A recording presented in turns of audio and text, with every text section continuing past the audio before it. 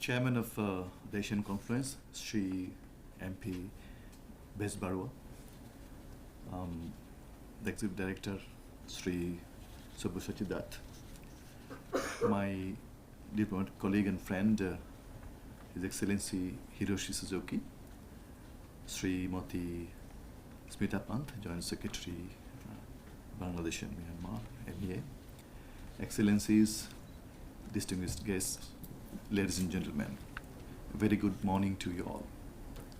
First of all, I would like to extend my appreciation to the Asian Confluence for organizing this event in partnership with the Embassy of Japan. Indeed, it's a pleasure for me to join you today and discuss the potentials of enhanced connectivity between Bangladesh and the northeast of India, keeping the Bay of Bengal at the forefront. Bangladesh and India's northeastern states are much more than next door neighbors. Being geographically contiguous, they are natural allies for each other.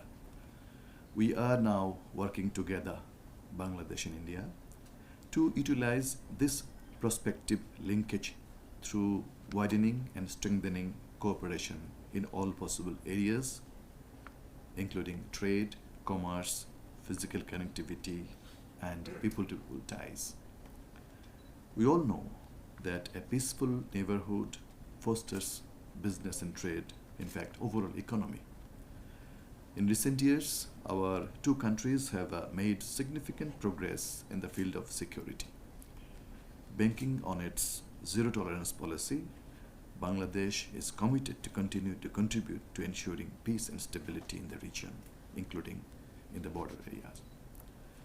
Now, as we are enjoying the best phase of our bilateral relations, it is an opportune moment to reflect on and remove the remaining bottlenecks. In fact, many of them have already gone, affecting improved trade and connectivity.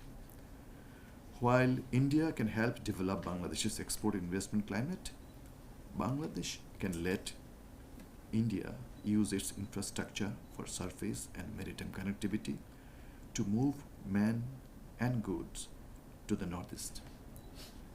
Equally important is the need to remove tariff and non-tariff barriers, develop and modernize the infrastructure along the border, increase regulatory transparency, promote harmonization of standards, and facilitate connectivity bilaterally and within the sub-region and beyond. The good thing is that our two countries have already made remarkable strides in these areas. As part of the efforts, many of pre-partition trade routes are being revived. The Akhauda-Agartala railway link is also expected to be inaugurated soon. Perhaps we need to work on air connectivity more, commence and increase flights between Bangladesh and Northeast India. So for example, between Dhaka and Agartala, Dhaka and Guwahati. We believe air connectivity will not only strengthen the overall connectivity between Bangladesh and the Indian mainland and the Northeast states, but also between India and Southeast Asian countries. Our government has decided to allow India to use our Chittagong and Mongla ports for transportation of goods to the landlocked northeastern states. Trial runs have already been completed and all arrangements for immigration and custom facilities on the Bangladesh side are ready. Clearly, this will significantly reduce distance and cost for movement of goods to the northeast. The agreements on access to ports, improving coastal shipping and freight traffic routes are also forward-looking steps to strengthen ties between our two countries. We understand the multimodal connectivity would not only help the region to raise its competitiveness, but also minimize the development gaps in the region as a whole.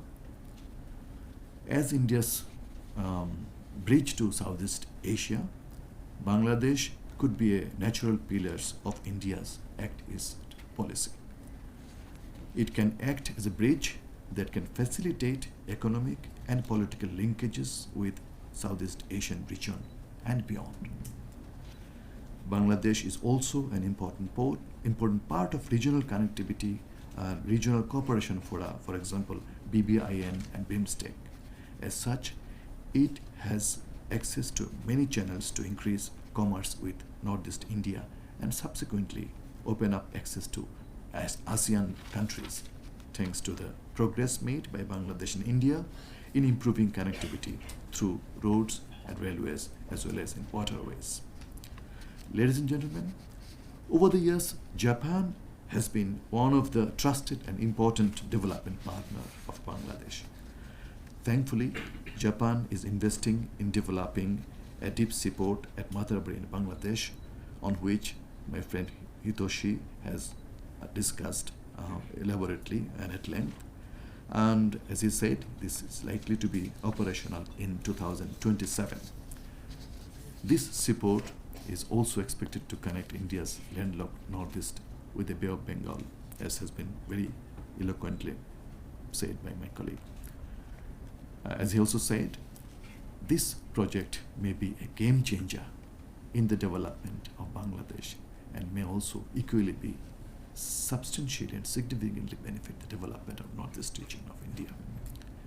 On the other hand, Japan's investment in northeast India, particularly in many infrastructure projects, as we have been told, is going on.